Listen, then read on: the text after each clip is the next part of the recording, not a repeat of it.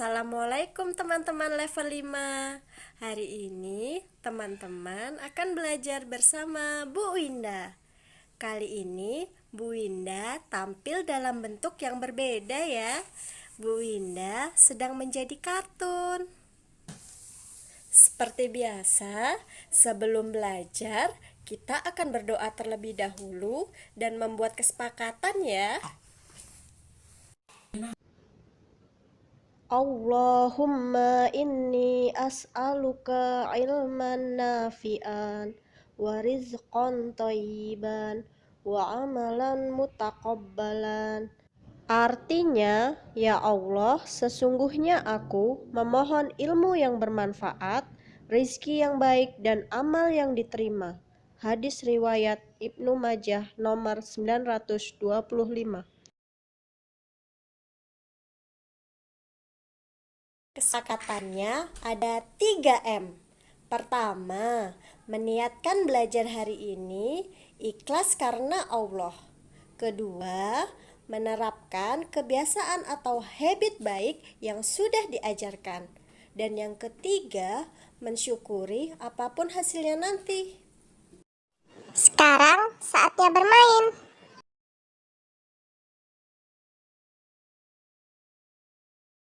Oke teman-teman, sekarang saatnya kita Alpazon. Teman-teman masih ingat kegiatan apa saja ya yang ada di sekolah? Bu Winda akan memberikan beberapa petunjuknya. Oke, untuk kegiatan sekolah yang pertama, ciri-cirinya peserta terdiri dari kelas 1 sampai kelas 3. Lalu menampilkan hasil karya. Kemudian ada penjual dan pembeli. Kira-kira apa ya kegiatannya? Kegiatannya adalah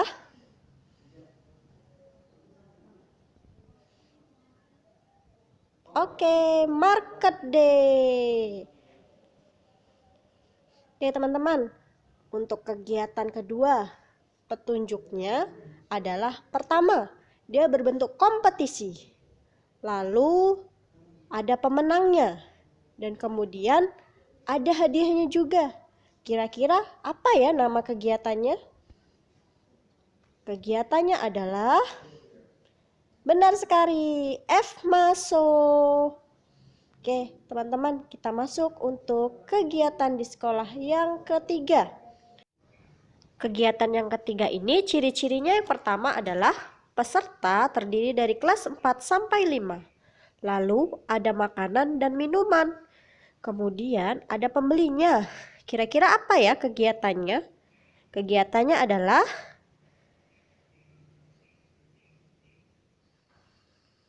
Green Cafe, benar sekali. Lalu yang keempat, ciri-cirinya yang pertama, ada alat masaknya. Lalu ada kokinya juga. Kemudian kali ini tidak ada pembeli. Kira-kira apa ya teman-teman kegiatan kita di sekolah?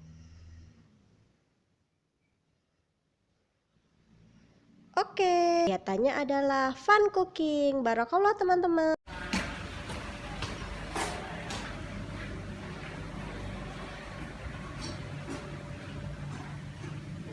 Assalamualaikum teman-teman. Kaifa halukum? Bu Winda harap teman-teman dan keluarga dalam keadaan sehat walafiat ya. Bu Winda sudah kembali ke bentuk yang semula. Ngomong-ngomong, sekarang Bu Winda sedang ada di mana ya? Bu Winda sedang berada di dapur sekolah kita yang baru. Mau ngapain ya Bu Winda di sini? Yuk, ikuti kegiatan Bu Winda hari ini.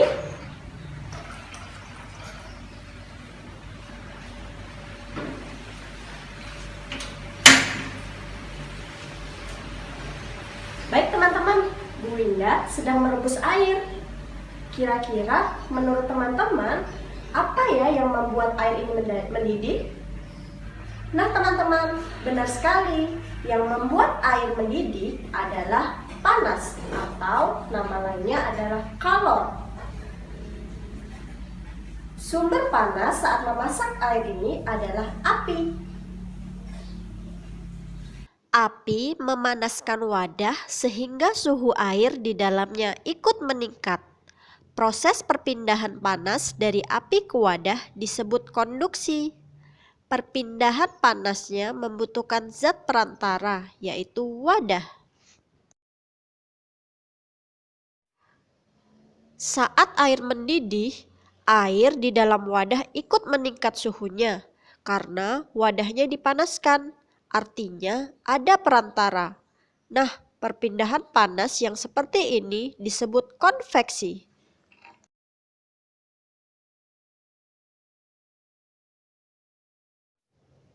Saat airnya sudah mendidih, uapnya akan terasa panas. Nah, perpindahan panas ini disebut radiasi. Radiasi adalah perpindahan panas tanpa zat perantara.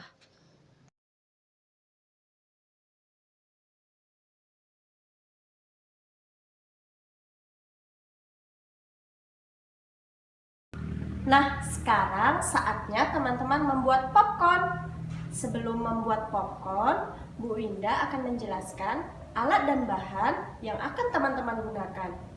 Tapi jangan lupa ya teman-teman, saat teman-teman membuat popcorn, teman-teman harus berhati-hati dalam menggunakan alat dan bahannya. Kemudian, jangan lupa meminta pendampingan dari ayah atau bunda. Yang pertama ada kompor, lalu ada teflon, dan ada tutup teflon. Tutup teflon ini bisa diganti dengan yang lain ya teman-teman.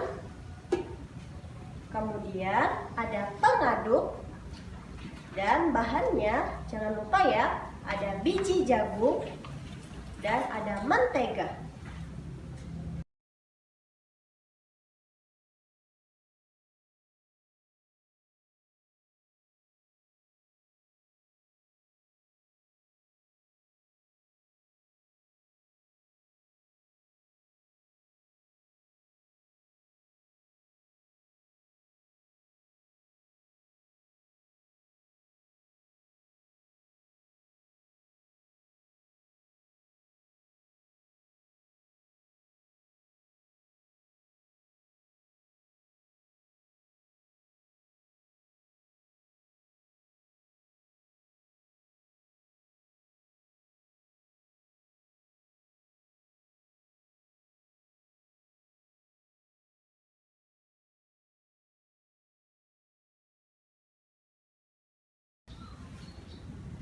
Alhamdulillah teman-teman, popcornnya sudah jadi ya.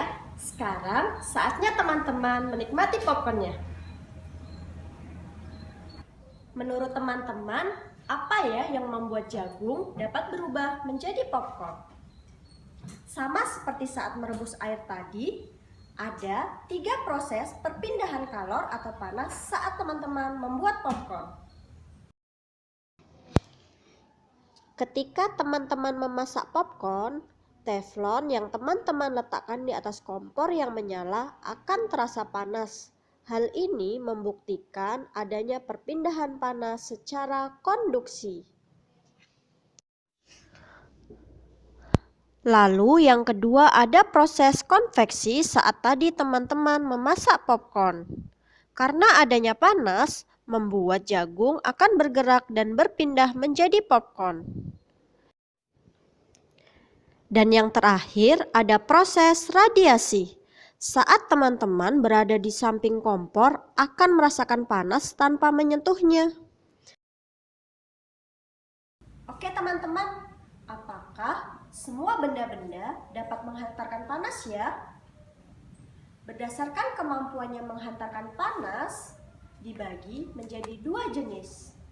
Yang pertama ada konduktor, lalu yang kedua ada isolator. Konduktor adalah benda-benda yang dapat menghantarkan panas dengan baik. Contohnya ada besi, logam, baja, dan aluminium.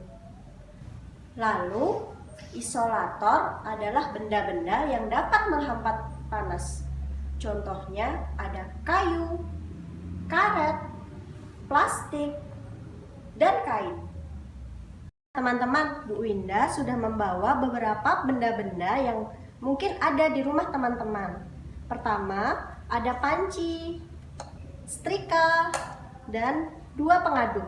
Oke, benda-benda ini adalah contoh benda-benda yang termasuk konduktor dan isolator. Bu Winda akan jelaskan satu persatu ya. Untuk benda yang pertama ada panci. Bagian panci ini termasuk konduktor, sehingga akan cepat panas jika digunakan untuk merebus air. Lalu gagang panci ini ada bagian isolator, sehingga saat teman-teman mengangkat air mendidih, panci ini tidak terasa panas. Lalu yang kedua ada setrika. Bagian bawah setrika terbuat dari bahan konduktor, sehingga dapat menghantarkan panas dengan baik. Lalu bagian atas termasuk bagian isolator, sehingga teman-teman tidak merasakan panas saat menyetrika. Lalu yang ketiga ada pengaduk teman-teman. Pengaduk ini terbuat dari kayu atau bahan isolator, sehingga saat teman-teman memasak menggunakan pengaduk ini, teman-teman tidak merasakan panas. Kemudian yang terakhir ini yang biasa Bunda gunakan saat memasak ya. Untuk bagian depannya ini merupakan salah satu bahan konduktor, dan untuk pemegangnya bahan isolator.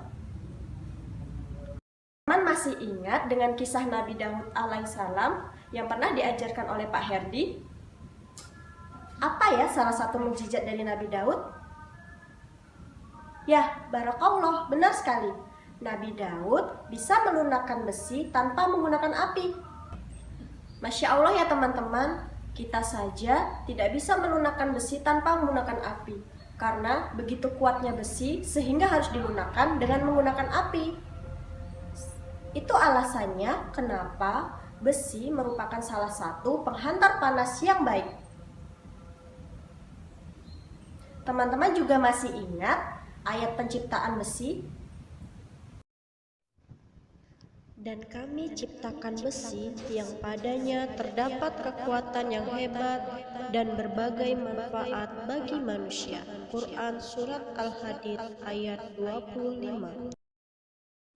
Ternyata Allah sudah menciptakan besi dengan banyak manfaat. Salah satunya untuk membuat benda-benda konduktor, yaitu benda-benda yang menghantarkan panas dengan baik.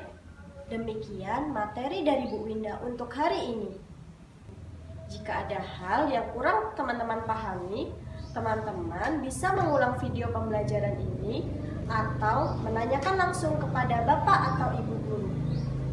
Setelah ini akan ada penugasan ya. Teman-teman silahkan mengerjakan Home Fun Project aktivitas 4. Sekian dari Bu Winda, jangan lupa 3M. Menjaga jarak, memakai masker, dan rutin mencuci tangan. Wassalamualaikum warahmatullahi wabarakatuh.